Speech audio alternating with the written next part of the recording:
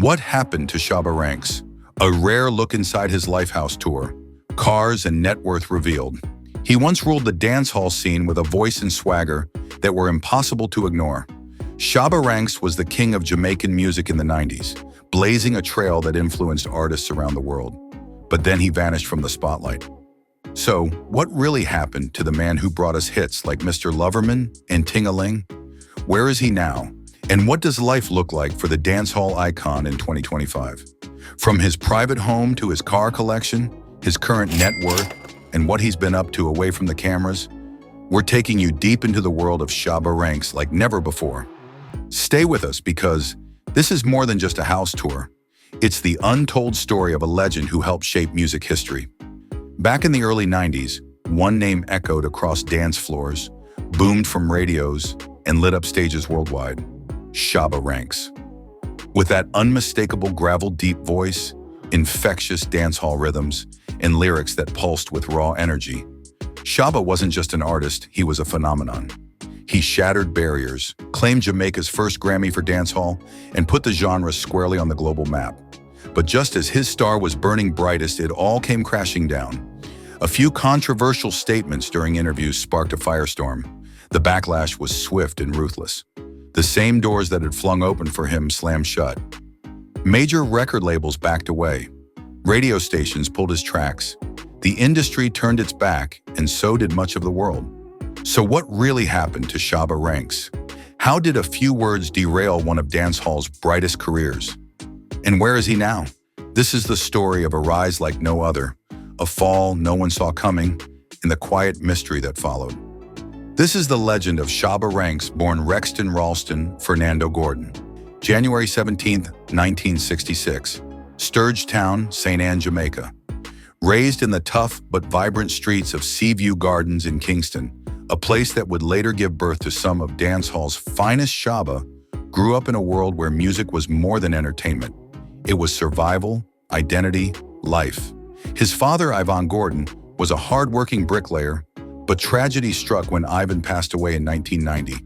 Just as Shabba's career was exploding, his mother, Constance "Mama" Christie Gordon, remained rooted in Seaview Gardens.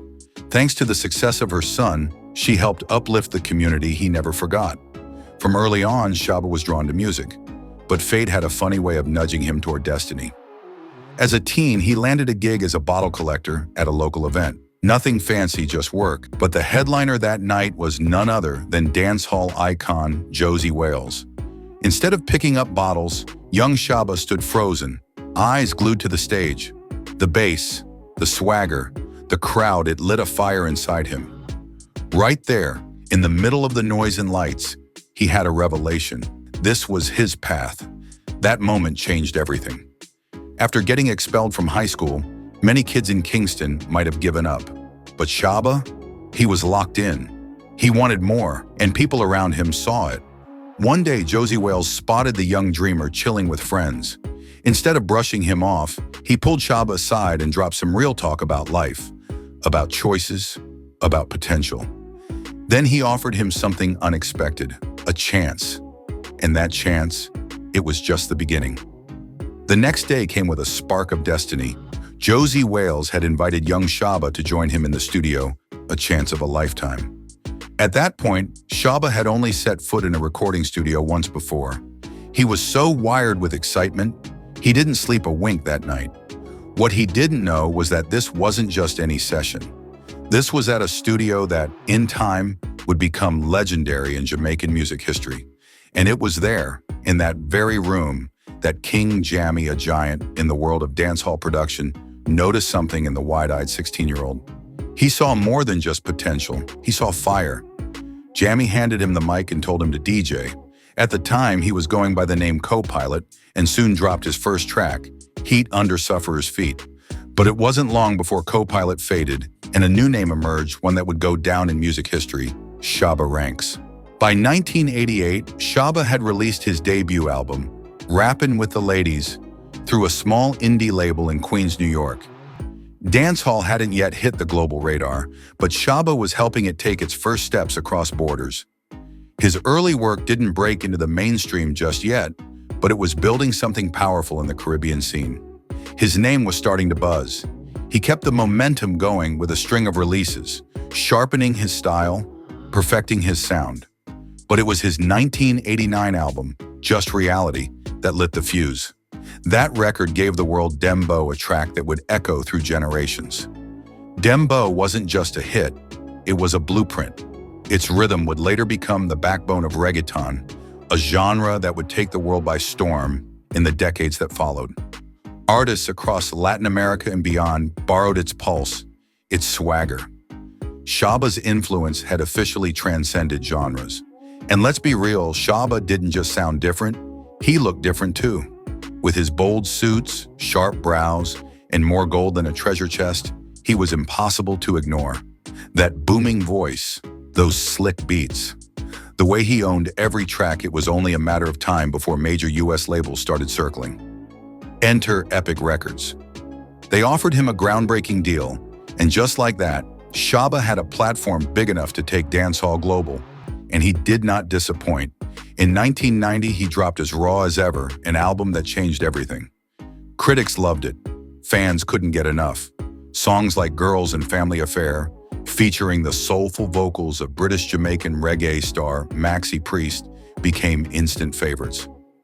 The project didn't just turn heads, it earned Shabba his first Grammy for Best Reggae Album. Suddenly, he wasn't just a star. He was a Grammy-winning powerhouse. But he wasn't done. The very next year, he doubled down with another hit album and another Grammy. Back-to-back wins cemented his place among the genre's elite. During this white-hot streak, he released not one but two more albums, known for their raw energy and bold themes.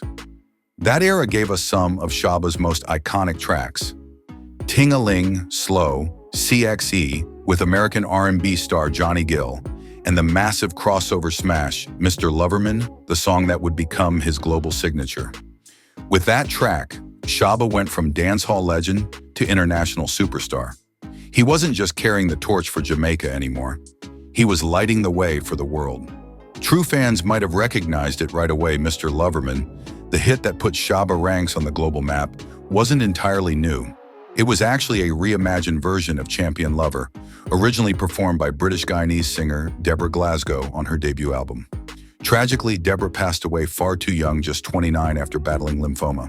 In a powerful tribute to her legacy, and as his own star continued to rise, Shabba decided to re-record the track with a new voice, Chevelle Franklin, who brought a fresh energy and soul to the song. That decision paid off, big time. Mr. Loverman became a defining moment not just for Shabba, but for dancehall as a whole. By now, Shabba Ranks was on top of the world, but just as fast as he climbed the charts, everything changed. Late in 1992, during a televised interview in the UK, things took a turn. What happened next would send shockwaves through the music industry and change the course of his career forever.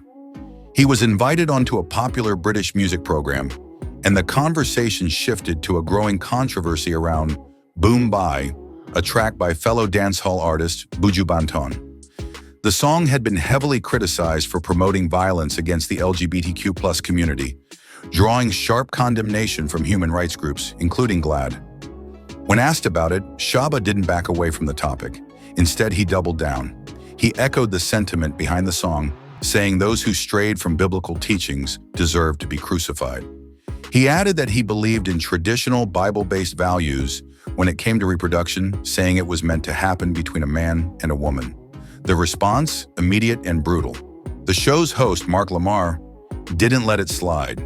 He confronted Shabba on the spot. And globally, the backlash came hard and fast. Suddenly, the doors that had once welcomed him started slamming shut. Major opportunities disappeared overnight. Shabba was cut from Bobby Brown's UK tour, and shortly after, he was pulled from a major music festival amid reports that law enforcement had flagged him as a public risk. Just like that, the wave he was riding came crashing down. Months later, Shabba issued a public statement, attempting to make amends. Looking back, I now realize that those comments were wrong because they advocated violence against gay men and lesbians. I regret making those statements. I do not condone any violence against gay men and lesbians or any other human being. It is wrong to criticize homosexuals, but by then the damage had already been done. The impact of that moment didn't just haunt Shabba personally, it cast a shadow over the entire dancehall genre, especially as it struggled to break further into global mainstream markets. What should have been a golden era for the music turned into a time of reckoning, resistance, and, for many artists, rejection. And for Shabba Ranks, it marked the beginning of a long and complicated fall from the top. As the controversy surrounding Shabba Ranks and other dancehall artists spread like wildfire, the consequences were swift and severe. Concert organizers, record labels, and even international authorities began to distance themselves from the genre, casting a shadow over dancehall. Shows were canceled, record deals were pulled, and visas or work permits were denied or revoked. For many artists, it felt like the music world had turned its back on them, especially when promoters started demanding contracts that prohibited certain lyrics. The stigma was real. Dancehall, a genre already fighting for mainstream recognition, was now under a microscope, and the fallout left deep scars. For Shabba, the blow was especially personal. His next albums didn't get the same reception. The buzz had faded. By the following year, Shabba found himself dropped by his record label, a harsh blow that forced him to reassess everything. The pressure was mounting, and disheartened by the industry's response, Shabba made a tough choice.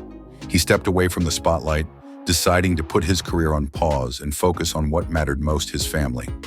In a move that shocked many, Shabba relocated to the United States and embraced a quieter life with his wife, Michelle, whom he'd married in 1992. Together, they focused on raising their children and building a life outside the chaotic world of music.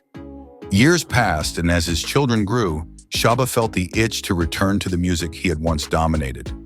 In 2011, he made his comeback with the single None of Them, which featured both Shabba and Michelle. It was a fresh start, a statement that he was ready to re-enter the game. The following year, he joined forces with rapper Tek-N9ne on the track Boy Toy, signaling to the world that Shabba was back and ready to reclaim his place in the industry. In 2013, the tides began to shift. A$AP Ferg dropped his hit song, Shabba, a tribute to the legendary artist that had shaped the genre. The song reignited interest in Shabba's legacy, and to everyone's surprise, he appeared in the music video, a powerful symbol of his ongoing relevance. Later that year, Shabba teamed up with Migos and Busta Rhymes for a remix of the song, further solidifying his presence in the modern rap scene. And then, in August 2013, rumors began to swirl that Shabba was working on a new album. Fans were on the edge of their seats, eagerly anticipating his return to the studio. But it wasn't until 2024 that Shabba made his most impactful comeback yet. In April, more than a decade after stepping back, he performed at a special event honoring Beverly Kelso, the last surviving member of the original Wailers. His appearance was more than just a performance, it was a statement that Shabba was back, fully embracing his place in the history of reggae and dancehall.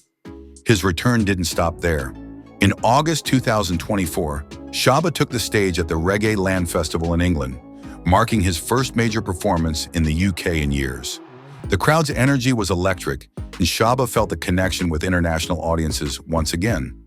Later that year, in November 2024, he rocked the Reggae Love Fest in New York City, cementing his place back in the live music scene. Shabba Ranks had officially returned, and this time, he was here to stay. Shabba ranks one name that echoes through the halls of dancehall history. With a legacy that's undeniable and a reported net worth nearing $2 million, Shabba has proven himself to be more than just a star. He's a true icon of the genre. The Grammy-winning artist has carved out a life of luxury, and right now he's living in a stunning home that's the perfect blend of city chic and timeless elegance. Today, Shabba calls New York City home, where he lives with his wife, Michelle, and their two sons, Rexton Jr. and Jawan. Their 5,000-square-foot residence stands as a quiet retreat from the hustle of city life, offering all the space and comfort a family could dream of. With 5 spacious bedrooms and 3 bathrooms, it's the perfect spot for Shabba to unwind, relax, and entertain, while still being close enough to the pulse of the city. The craftsmanship of the house is nothing short of spectacular. From the intricate woodwork that brings warmth and elegance to the interior, to the sleek modern amenities that make everyday living a breeze, this home has it all. And the kitchen? It's a chef's dream complete with a butler's pantry and a walk-in pantry, ideal for preparing family meals or hosting a gathering. For more formal moments, there's the sophisticated dining room, ready to set the stage for special occasions. But it's not just the inside that impresses. The home also boasts a sun-drenched four-season porch, a perfect place to kick back, whether it's a summer afternoon or a cozy winter evening. Step outside and you're greeted by a beautifully landscaped park-like yard, complete with a maintenance-free deck.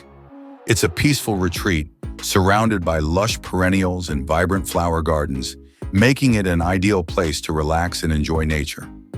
Shabba's property doesn't stop there. It also includes a detached, heated, and insulated 2-bay garage, plus a separate 3-bay garage and a massive 30 by 60 shed. Whether he's storing vehicles, equipment, or working on personal projects, there's no shortage of space. And for those with a green thumb, there are 3 additional garden sheds to keep all of your outdoor tools and supplies neatly organized. Plus, with an unfinished loft, the possibilities are endless. Shabba has all the space he needs to create whatever he envisions. Inside these walls, you get a sense of Shabba's evolution, both as an artist and as a man.